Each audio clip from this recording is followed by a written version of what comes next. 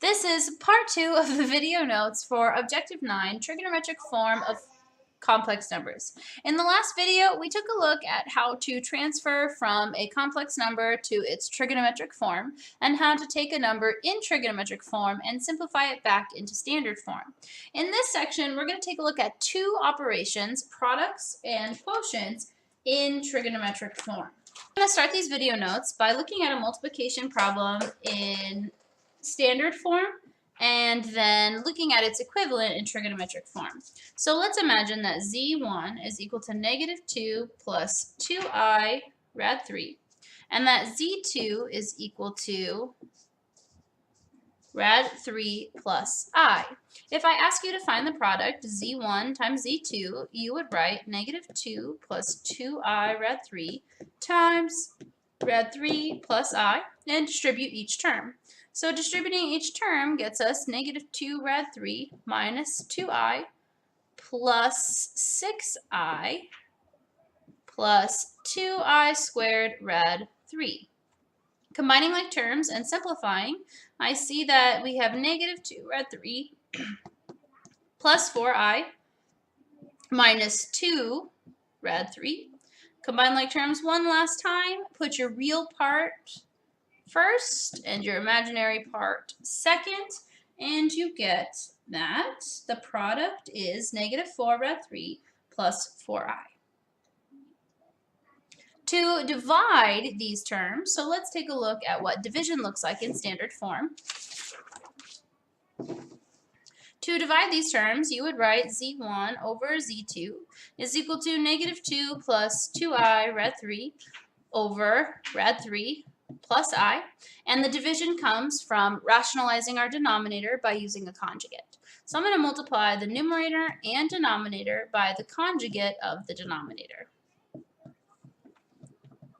Again, I'm using distributive property both times, so I get negative 2 rad 3 plus 2i plus 6i minus 2i squared rad 3 all over, and this is a difference of squares, so I really only need to focus on the first terms and the last terms, which gives me 3 minus I squared.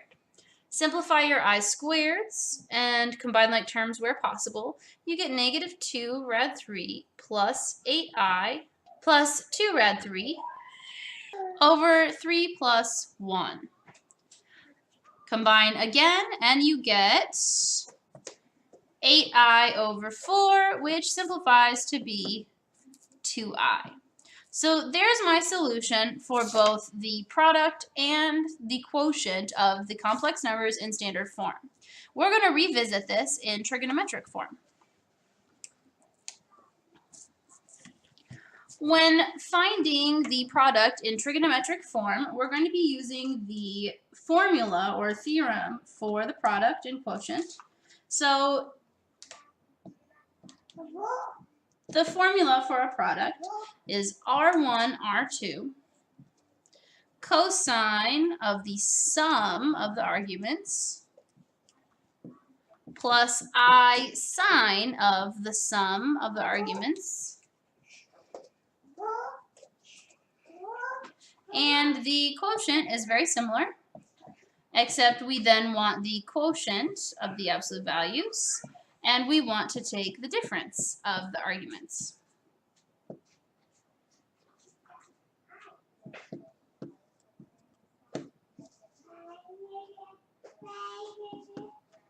I said difference and then wrote a plus sign anyway, so here's difference.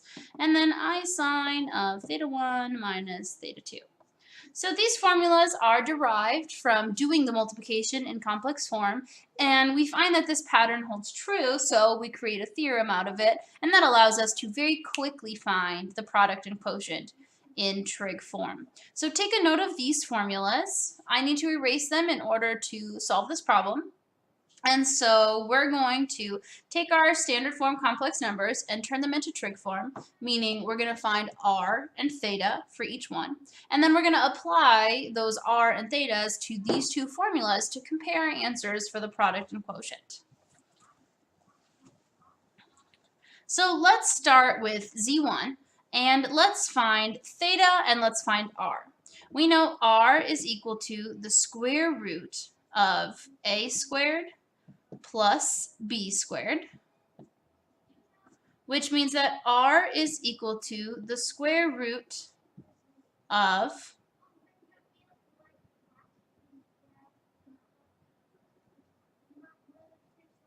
16, which means r is equal to 4. Then we need to find theta, and I prefer to draw a picture before I solve for theta. So I'm going to go ahead and graph -2, 2 rad 3, which means -2 is on the x-axis and 2 rad 3 is on the y-axis. And I know that I can find the small angle by using the inverse tangent.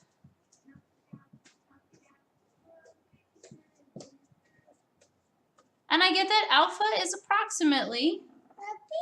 Did he steal my calculator? Yeah. Can I have it back?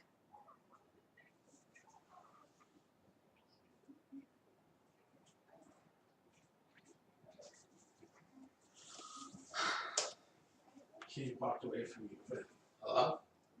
I heard it, but it didn't really register what he was doing. Hello?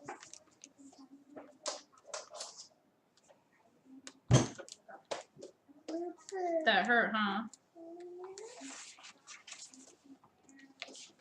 Which gives us that tangent is alpha is approximately -60 degrees. Turns out this is a unit circle value, but since we're solving in degrees, it doesn't take much to notice that. Now again, alpha is our reference angle, and our calculator, our inverse function, only outputs answers in Q1 or Q4. We don't want an angle in Q1 or Q4. We want this angle in quadrant 2. So with tangent, we can add 180 degrees, and we get that theta, the angle we care about, is 120 degrees, which places it in quadrant 2 where we want it to be. So I'm going to relabel these as R1 and theta 1. And then I'm going to repeat that process for Z2, starting with finding the absolute value. The absolute value is rad 3 squared plus 1 squared, which is equal to the square root of 4, which is a nice even 2. Again, I like to find my angle by drawing a picture, but we use tangent every single time we're solving for theta.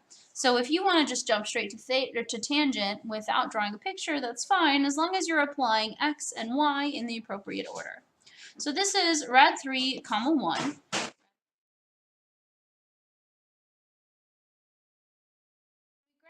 We know that this is in quadrant 1, so whatever we type into our calculator will be appropriately in tangent 1.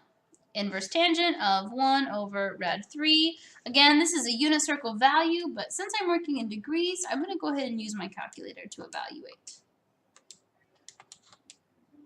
And I find that theta is 30 degrees, theta 2. I now have all the pieces of information that I need to write these numbers in trigonometric form or find the product and the quotient. Since this video is dedicated to finding the product and the quotient, I'm going to let you on your own write Z1 and Z2 in trigonometric form just to make sure that this is a process you understand. I am going to take these numbers and plug them into the formula. So the first formula I want to use is that Z1 times Z2 is equal to R1 times R2 cosine of the sum of angles plus I sine the sum of the angles. That gives me a final answer of Z1 times Z2 is equal to 4 times 2, which is 8, cosine of 120 plus 30, which is 150, plus I sine of 150. Since the original problem was given to me in standard form, I should answer in standard form. I have a few more steps of simplification to go, but I'm at the end of my whiteboard, so I'm going to erase some of my scratch work from the beginning and take this problem to the top. Careful.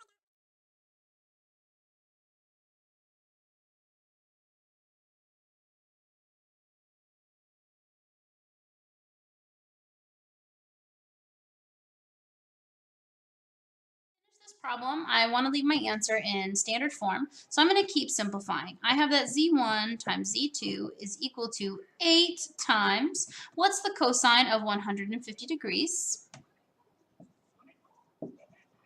Plus I sine of 150 degrees.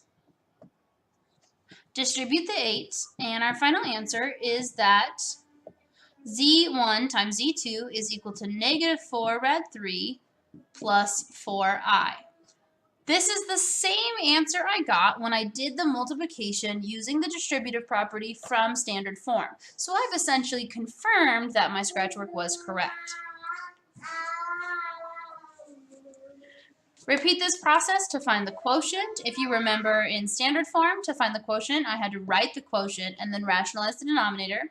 Instead, I'm going to be using the trig form formula, which says z1 divided by z2 is r1 divided by r2 cosine of the difference minus I sine of the difference.